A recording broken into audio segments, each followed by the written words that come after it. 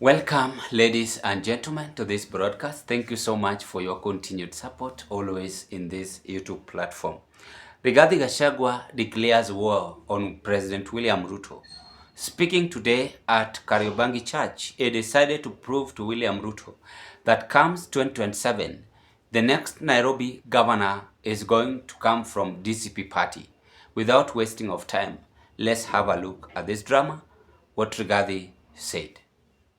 From harassment in Nairobi. Na pia ni shukuru Wakikuyu wa huko kwa kuwa na ujasiri na kukataa kuuziwa uoga. Andu a nyumba itu. Andu a nyumba itu. Kuma ngoro-ini yakwa thiini amukirai ngatho ciakwa. Amukirai ngatho ciakwa. Amukirai ngatho ciakwa. Ni mwaheithia nyumba itu gitio. Na mwadeithia ta mutongoria wanyu. Ningenete muno nyumba. Muri abatara muri agoro. Na mutikenderio guoya. Gwenda inyuothe muingire kiama kia DCP. Iyo niyo nyumba itu. Iyo niyo ngari itu ya ruriri. Iyo niyo mwegito witu. Na niyo hinya witu. Na niyo egutukinyia kuria twendaga guthie. Nindakena muno nyumba. Ni mweka wega muno. Mwanake o wetu wanyoike kumunyitirira. Mwaheithia nyumba itu gitio. Kenya ngima. Na nita mutongoria wanyu mwadeithia thiini wa Kenya. O ringi andu a nyumba itu amukirai ngatho ciakwa. Ndimwire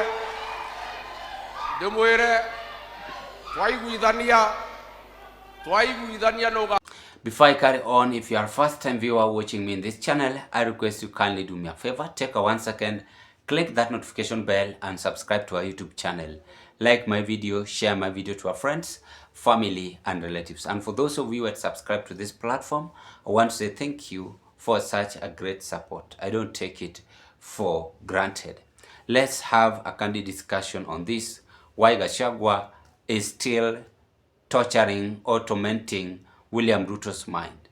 But just a polite reminder is that even before I dig deep into that video, that Rigathi Gachagua today was tear gas while he was in the same church, which is so unfortunate. It's a kind of political wrong decision or theatrics being done by the UDA allies, and of course the UDA administration. They were the ones who are trying to show Rigathi Gachagua that he is a nobody. But let me just give them a piece of advice. You are the ones who has that power to create peace, and you are the same people who has that power to create violence. So remember, the person you are trying to joke with, or any other person, opposition, you are trying to joke with is not Raila Odinga. You know, Raila Odinga was acting, apart from being opposition leader, but again, he was acting like a father, or as a father, of this nation. And that is what William Ruto should understand, as compared to Rigathi Gachagua, to Kalonzo Musyoka, and those opposition allies. So, in this video, why is Gachagua creating a political sensitive move in Nairobi? That is what we want to analyze. Number one, Johnson Sakaja sometimes disappointed Rigathi Gachagua, and you know that. They had disagreement, and even he was almost being impeached by the Nairobi MCS. And the Nairobi MCS were stopped by the late former Prime Minister Raila Odinga. But today, Raila Odinga is not there. And this takes us to the second observation, that Gachagua is showing William Ruto and Sakaja that ODM is now weak in Nairobi.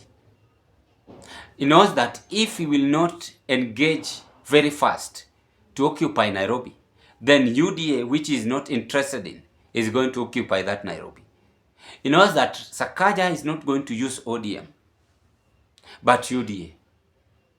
But if Raila Odinga was alive, he could have used that ODM. So that is what Gachagua is calculating. He knows what he's doing. As I keep on telling you here, that politics is always well planned, well drafted for any politician to achieve whatever he wants. So as we speak, he is targeting 75 MCS to support him.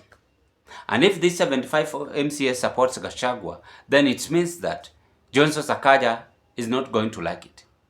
And that is why Gachagua is now finding it easier to declare war in Nairobi. In short, it will force ODM to fire other MCS. It will force UDA to fire other MCS who are in Nairobi. It will force even Kalonzo Musyoka's party to fire his MCS, because Gachagua is saying that his target is to take away all these votes so that Nairobi to be painted DCP, DCP, DCP. This is a very serious grand declaration coming from truthful man or coming from Rigathi Gachagua. The third point is that he is trying to show to William Ruto that he's a nobody. By the way, let us take it serious, because almost 95% of businesses in Nairobi is being controlled by a Gikuyu community. This is something which you must understand. I know that I'm supporting him because of the businesses, but I'm supporting this because of how Gikuyus always vote when it's come to presidential and governorship. Governor position, I mean. And again, you see this pattern somehow flows. I was just trying to predict, and even one of my friends, two of my friends were also trying to show me this way, that the Nairobi governor, first governor was a Luo, the second one became Kamba, and again Western. Today, Gikuyus have never become or get governor position. So it might be a serious prediction that comes 2027, the new governor of Nairobi is going to be from central Kenya.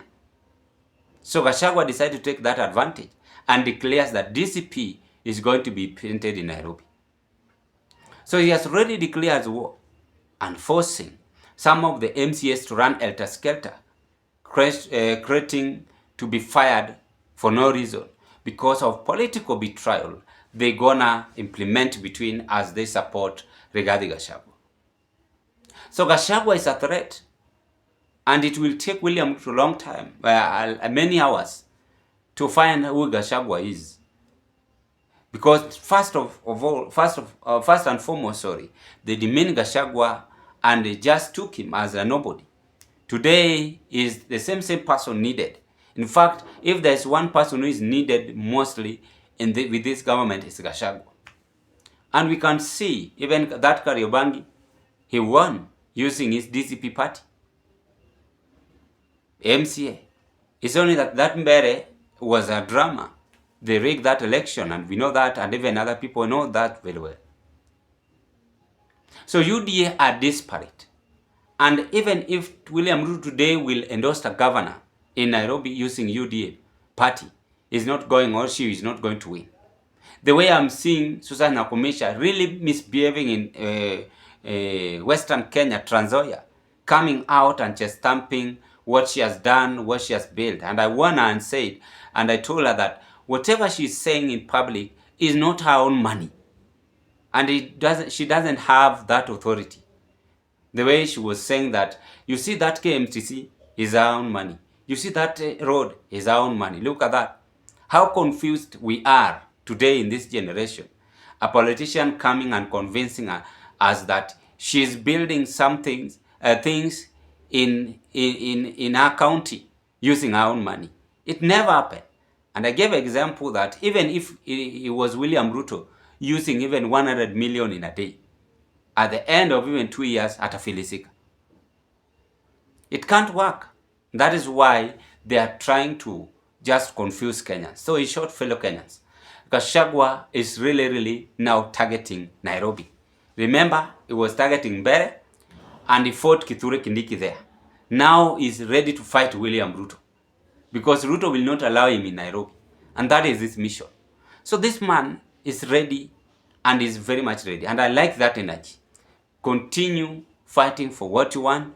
And those who are demeaning Gachagua, at the end of the day, you will realize that this person, you demean him for no reason.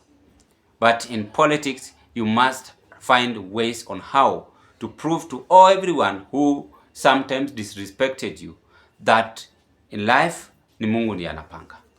Today Gachagua declares this, and let's wait and see if Nairobians are going to turn out in large numbers to vote for DCP as Sakaja to prepare to go home, and these M75 MCAs who have been fired, will they support Rigathi Gachagua political party as Gachagua said in church today? Ladies and gentlemen, drop your opinion at the comment section below. Bye bye and thank you so much.